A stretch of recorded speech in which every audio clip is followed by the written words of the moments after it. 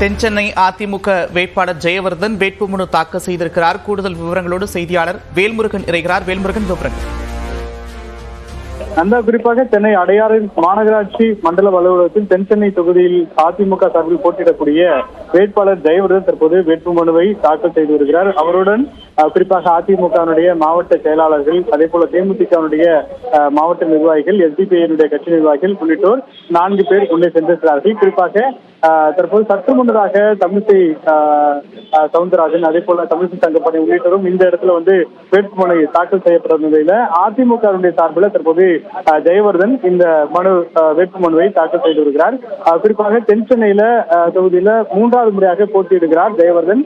ஏற்கனவே ஒரு முறை நாடாளுமன்ற உறுப்பினராக இந்த பகுதியிலிருந்து தேர்வு செய்யப்பட்டிருக்கிறார். குறிப்பாக தென்சென்னையினுடைய உதவி தேர்தல் நடத்தும் அலுவலர் அமித் IAS அவர்களிடம் இந்த வேட்புமனுவை அவர் வழங்கி வருகிறார்.